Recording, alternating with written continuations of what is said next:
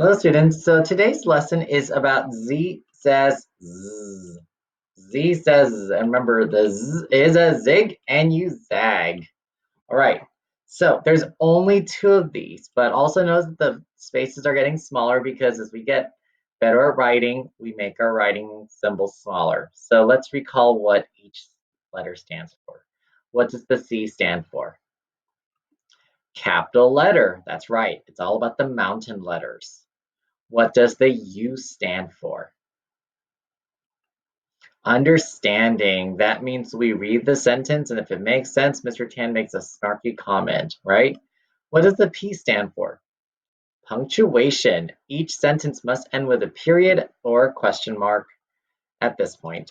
And S stands for spelling. Make sure your words are spelled correctly. And just know that somewhere in Mr. Tan's writing, you're going to see a misspelling of a word. Ready? Here we go. The first sentence is Bob can zip it up.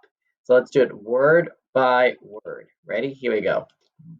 Bob can zip it up. Bob can zip it up. Okay. Sound by sound. Bob can zip it up. Nice job. All right. Let's do it sound by sound now. Let's start with the first word. The first word is Bob. Sound by sound, Bob. B, aw, b, Bob.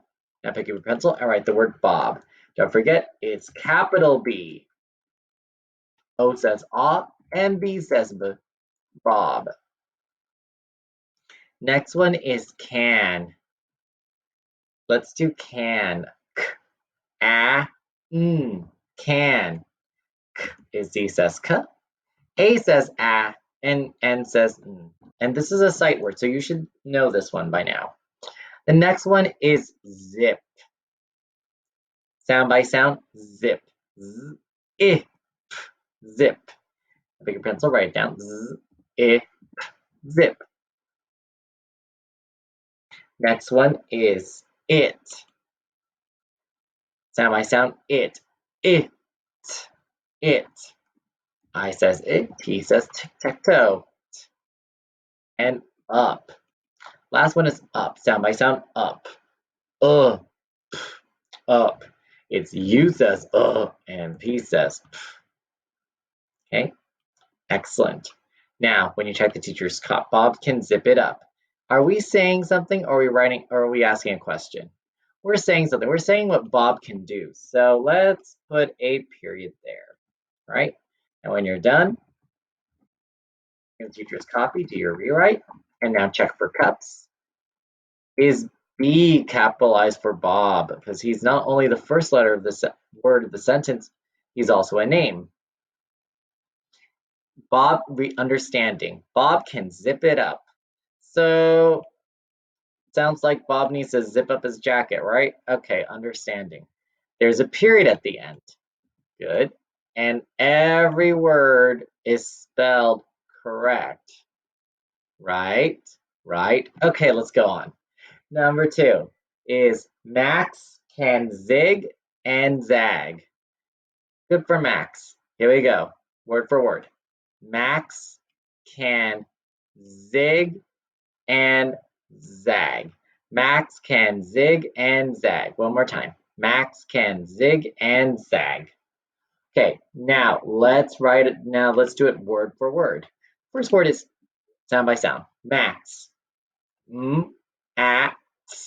Max. Okay, remember it's M says A says N says X. X says. Next word is can. Ready? Can. Can. Next one is zig. Sound by sound. Zig. Z, I, g. Zig. Now pick your pencil, write the word zig. Z says Z, says I, G says g. Next one is and. It's a sight word, so we know it's A-N-D. And zag. Next word is zag. Z, a, g. Zag. Let me check this here. Period. And let's read. Max can zig and zag. Are we saying something or are we asking something? Sounds like we're saying what Max can do. So he ends with a period. Okay, there we go. And when you check the teacher's copy, do you rewrite?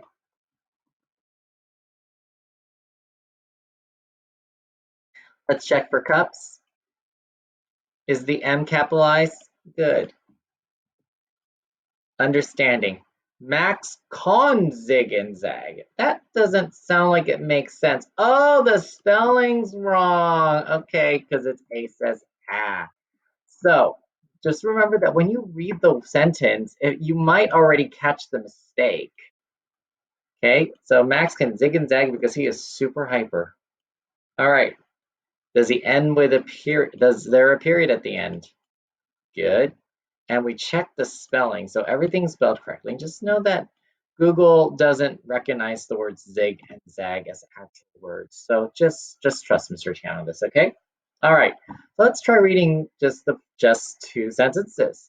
First one is Bob can zip it up. 2. Max can zig and zag. 2. Max can zig and zag. 1. Bob can zip it up. Excellent. We are down to the last 2 lessons of the individual letters of the Orton-Gillingham alphabet. Nice job. I'm going to zig to dinner.